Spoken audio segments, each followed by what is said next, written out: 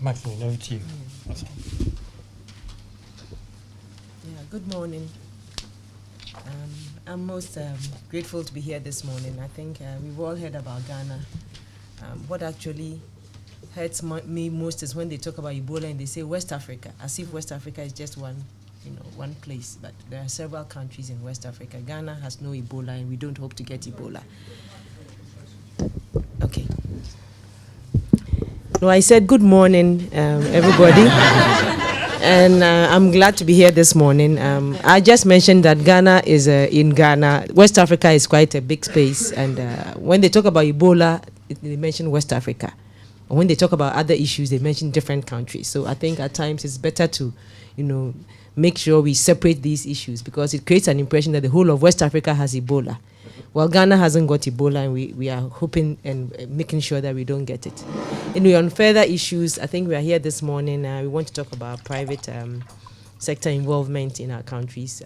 Basically, I would like to talk about our public investment management in Ghana, the context and motivation for private sector and the investor in Ghana, some of the instruments for leveraging private sector financing. We look at PPPs, equity funds, blended finance. I'll talk mostly about the PPPs.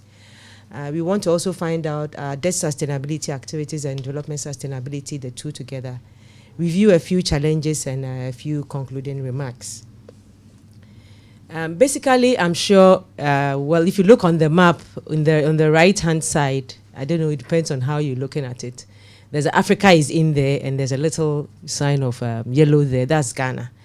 And that is Ghana for you. Our land area is about 240,000 square kilometers. Income level, we are now lower middle income, though we are still struggling at the bottom. We will hope to come up very soon and graduate as a least developed country to a proper lower middle income country. Our population is almost 26 million. Our growth rate is about 2.5%. And our real GDP growth as at the end of 2013 was 7%. Gross national income is about $3,800 per head. Headline inflation was 8.8%. It's gone a little bit higher this year.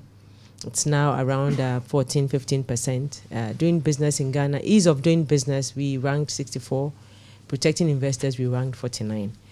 And so that's the map. You find Cote d'Ivoire on our left, Burkina Faso on top of us, and Togo on the right, with Nigeria further on down there. So that is Ghana. Basically, this gives you an overview of where we are and what we are doing. A few statistics. In terms of our public investment management, I think most private sector entities want to know what we are doing. And I believe once people are sure and confident about how efficiently and effectively we are managing our resources and the expected investor interest, we feel more comfortable to actually invest in our country. We are putting together an efficient management and delivery of public investments for accelerated growth. And one would ask how we are doing this. We're looking at a national public investment policy, and that would help us to establish an appropriate policy framework to guide public investment decisions. Currently, we have some decisions that we take in terms of public investment. It's not very well coordinated and comprehensive. We want to put a policy together. We are being assisted by the World Bank and DFID in trying to put this policy together. We've put together a public investment management system that tries to review all the projects that we have and prioritize these projects with established benchmarks. Again, in terms of our public investment process, we oversee the management of state-owned enterprises, and we monitor their commercial and strategic investments that government has put in these enterprises. And you will agree with me that most of our problems, especially our fiscal problems, do come from these state-owned enterprises, especially in the energy sector, in the water sector, the transport sector, where government has to take a chunk of all these investments. Furthermore, we assist to prioritize and establish a database, and we also have some gatekeeping rules. We ensure that projects that are coming out there have been prepared as much as possible and meet the international benchmarks, keeping them as bankable as possible to attract the right investment. And therefore, through this, we efficiently allocate resources for public investments. We furthermore coordinate and implement the National PPP program. And what we are doing here is looking at the policy framework. I have a document here that talks about the national policy. That's what we brought up some time ago. We look at the institutional legal framework. We provide transactional advisory service roles in the sense that we advise various MDAs, that is the ministries, departments, and agencies. We also monitor and evaluate projects in conjunction with these ministries, departments, and agencies who actually own these projects. And we also assist in the preparation and defining of various projects for government. Now, one would wonder what motivation there is for investors to come into Ghana. And I think basically what we are trying to do actually attracts the investor into Ghana.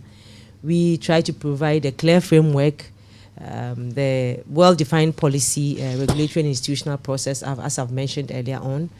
The Public Investment Division is there to ensure that we have a public investment program that actually puts together a prioritized list of projects for our infrastructure sector effectively. We also have sector laws and regulations that guide the processes. Our PPP law is already drafted, taking cognizance of the policy that we put in place in 2011. And through that, we've tried to identify identified risk and mitigation factors for various projects that we put on board. Again, furthermore, there is some adequate project preparation activities, although I think we are a little bit left behind in getting everybody on board.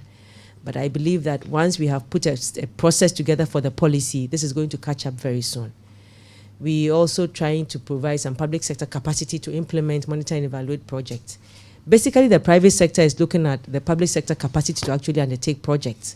And when they come in and they are not very confident that we have a public sector that is capable to assist them deliver various projects, we have a challenge. So these are some of the motivations. And again, we have specific government support. Currently, we are trying to define certain criteria for some sort of guarantees. We do not want to give full guarantees, especially for PPP projects, where we expect the private sector to take on some of the risks that are involved. However, we do give support to some of the projects, especially in the energy sector, where government has a government support agreement, making sure that the SOEs themselves actually take the bane of the guarantee and ensure that they become more effective in providing the services. There are some available instruments we are using. We want to leverage private sector financing. PPPs are there. We have equity funds and blended finance. I think my colleague from DFID will talk about that. Basically, with our PPPs, what we have done is, as I mentioned earlier, put together a policy in the year 2011, which was approved in the year 2011. We have currently drafted a draft law for the PPP. It is with our cabinet, and they are reviewing it. Once this is approved, it will go to Parliament for enactment. Basically, what we have done is to establish PPP teams in the key infrastructure ministries, being the Ministry of Transport, Ministry of Roads, Ministry of Energy, and Ministry of Health. We've got a few projects that are online and that are in the pipeline. We have secured transaction advisors for these projects, and the transaction advisors that are assisting us to prepare these projects. At the end of the day, we want to ensure that these projects are bankable. We want to ensure that the various risks have been taken into consideration. We have identified who mitigates what risk and which party is best able to actually undertake such risks. So with our PPPs, we have a pipeline of projects. I have a few documents. Those who are interested could actually pick some of these documents for me and also discuss furthermore how to undertake some of these projects. In terms of meeting the benchmarks, we know that in terms of debt sustainability, we have some GDP to debt and all that we have to meet. I think we are trying to do that. We are quite up there. We are taking certain positions to ensure that we don't actually overburden the economy. We are looking at the burden of state-owned enterprises. These actually are difficult, the most difficult burden. One, there are several issues that have come up. Some of these are the governance issues for the state-owned enterprises, governance in terms of political commitment and at times political interference, where you find that the boards of the SOEs may not actually be the right people to be there because these have not been done possibly in a very transparent manner. We are trying to overcome that by putting a governance structure in place that would actually put the right people who actually understand the jobs on the various governing boards of some of these enterprises. As you are all aware, I'm sure this also happens in the developed world as well. So we are trying to streamline some of these, albeit we know we have a lot of challenges. We've therefore asked also some of the SOEs to actually open escrow accounts. The aim is to ensure that the SOEs become more committed and more responsible. So what we say is that if in the energy sector, for instance, we are asking our Electricity Company of Ghana to actually, which is a fully owned company by government of Ghana, to open an escrow account where they put some revenues there just to make sure that they are able to pay the IPPs, that is independent power producers, of monies and for the supply of energy on a regular basis. And therefore, the government of Ghana would only come in as a support where they are not able to actually meet these payments. And more especially because as the government of Ghana, we owe them in terms of the energy that we consume for the various entities, enterprises that are using the energy. We have also decided that, well, all government enterprises should also have prepaid meters. So what it means is that the government then does not actually owe these entities as much as expected. Furthermore, we have deregulated prices and subsidies on these scarce commodities. That what I mean is by energy, petroleum products, and water. And therefore, we have actually hurt ourselves very much this year by increasing prices of most of these commodities in terms of the tariffs that one has to pay.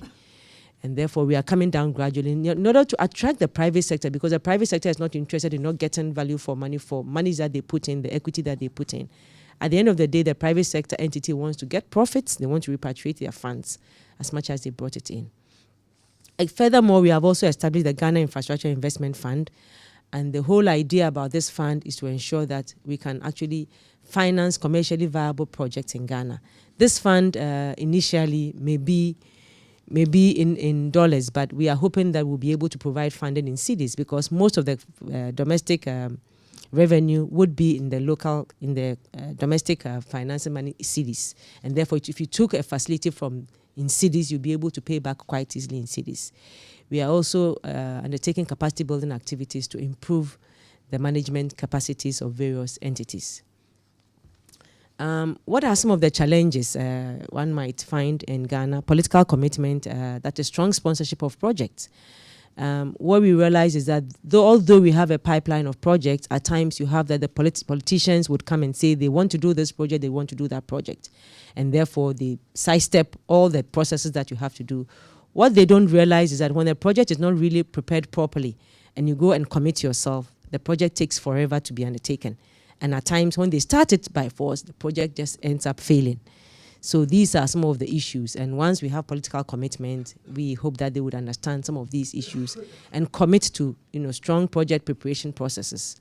And then political dispensation. We want to know whether the politicians are ready to even understand the public investment policy. For instance, if we put the policy there and we said we had a project that was prepared, everybody should follow that project and prioritization and execute critical projects. We hope that within the political dispensation period, normally it's 4 years, and you find that when the politician comes, they're in a hurry to undertake projects because they've already made promises to the people. And where these projects are not prepared, there is a problem. So we are hoping that the political dispensation would allow us to be able to take some of these prioritized projects. And the comprehensive capacity building, effective communication activities. I think what has happened over the period is effective communication with all stakeholders. And oftentimes you find the opposition saying they do not know anything about what has happened. And the government in power is also going ahead and undertaking whatever they want to do. So there is always some, apprehension amongst various entities. In terms, the private sector also have the capacity for them to also accept some of the risks as is the biggest challenge, because most of the private sector entities who come in see us possibly as a lower income country or a least developed country, and they will just want to take advantage of the situation. So even when you tell them that, this risk cannot be taken by government, they are not interested. Some of them would like to go politically, try to lobby the politicians to take everything, just like that without assuming any risk. And these are some of the challenges. And then overall fiscal sustainability is required. I mean, once we are not able to generate enough revenues locally to meet some of these projects, then these become problems for the private sector entities. In terms of conclusions, I think private sector participation could accelerate delivery of critical infrastructure. And there is a need for sufficient local capital funding, that is domestic revenue, to actually propel and promote private sector funding. The policy framework is there that needs to be improved and made better. Institutional capacity would have to also come on board to make sure that when the private sector entity comes, they have the confidence that there are bankable projects to be undertaken. There is capacity to actually implement these projects, monitor and evaluate these projects. And again, the balance of risks and rewards, we would want the private sector to also accept that they have to balance risks and then the rewards that they expect to also be generated. Thank you very much. Okay. Magdalene, thank you so much. I think that was a fantastic exposition of some of these questions for how do you ground these big debates in the local governance realities. And also an issue that came up yesterday about the distribution of risks and benefits from PPP type projects. So thanks so much for that.